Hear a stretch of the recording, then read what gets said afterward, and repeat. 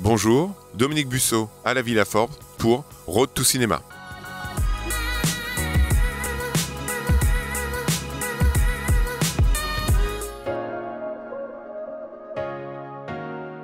Alors, Forbes est un magazine qui a été créé en 1917 aux États-Unis. La version française s'est lancée presque 100 ans plus tard, en 2016 web et en 2017 la version print. Et c'est quoi Forbes? C'est les réussites entrepreneuriales, les belles histoires, des gens qui tentent, qui parfois échouent souvent, mais qui à la fin arrivent à monter une entreprise, à créer des emplois.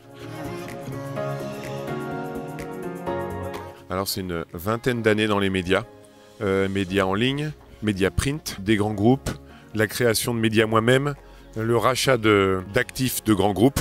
Et puis il y a 6 ans, j'ai décidé d'aller aux États-Unis, d'aller voir quelques marques médias.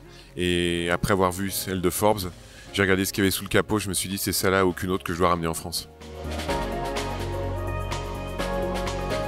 Alors pourquoi Forbes au Festival de Cannes? Et effectivement, c'est une bonne question puisqu'en fait, aucun autre pays qui a la licence Forbes ne s'était mis au Festival de Cannes. Et en fait, c'était il y a 3-4 ans. J'étais venu, j'ai regardé, j'ai humé un peu l'ambiance et je me dis tiens, mais il y a des choses qui se passent. C'est pas uniquement le showbiz, les paillettes, parce que derrière les paillettes, il y a aussi beaucoup de business qui se passe. On sait qu'il y a le marché du film, le marché du cinéma, les producteurs, les réalisateurs, et il y a le monde entier qui vient là. Le Festival du Cannes, c'est quand même, je crois, l'événement au monde qui a le plus de bruit médiatique, si je dis pas de bêtises. On s'est dit ça serait pas mal de venir au Festival de Cannes. Et il y a 3 ans, la première fois, donc c'était en 2019, on m'a mis à disposition un yacht de près de 60 mètres. On était juste derrière le palais et on a commencé à faire des événements avec des partenaires. 2021, on avait une villa un peu plus haut. Et cette année, donc on est en 2022, on a la Villa Forbes où on se trouve aujourd'hui, qui est dans un cadre magnifique. Et on a fait des soirées avec des partenaires. Alors quels sont nos partenaires? Principalement, c'est légèrement décalé par rapport au monde du cinéma. Ce sont des soirée avec des entrepreneurs. Vendredi dernier, on a fait une soirée avec une société qui s'appelle l'Enquire, qui est une société basée à Miami, mais qui est dirigée par des Français. Et samedi soir, on a fait une soirée avec un groupe qui s'appelle Ayrton, dont le fondateur s'appelle Richard Mazig.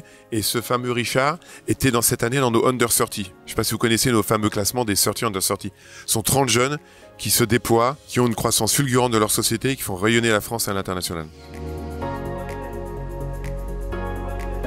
Alors dans ces événements, ce qu'on aime bien avec Forbes, c'est être assez éclectique et avoir tout type de personnalité. Donc on peut avoir des entrepreneurs, on peut avoir des milliardaires. On avait Dominique Dessaigne qui est passé nous voir, qui est le propriétaire du groupe Barrière et qui donc opère le Majestic à Cannes, qui est un des plus beaux fleurons de l'industrie hôtelière à Cannes. On avait des gens dans le cinéma, on avait une jeune chanteuse qui est la gagnante de Voice Star qui s'appelle Rebecca, qui est venue faire une petite performance sur scène. Et on avait quelques gens dans le monde de l'influence. L'industrie du cinéma, c'est une industrie à part entière, une industrie très importante, internationale. La France est assez importante dans cette industrie. Il faut savoir qu'en fait, les réalisateurs, les producteurs, ce sont tous des entrepreneurs, mais à petite échelle. Ils ont tous leur TPE, leur PME, et ils doivent se battre, ils doivent trouver des financements. Ils ont exactement le même schéma que des entrepreneurs dans d'autres secteurs d'activité. Donc le parler est assez intéressant à faire.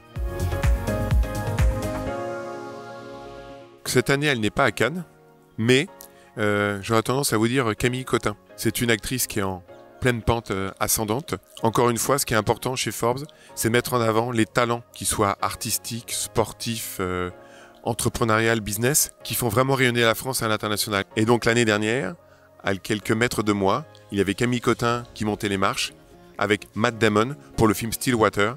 Donc c'est une actrice française qui se retrouvait dans une grosse production américaine. Et ça, c'était assez intéressant. Alors oui, parce que mon premier Cannes, c'était en 2001. À l'époque, j'avais monté la co-entreprise entre EMAP et Wanadoo.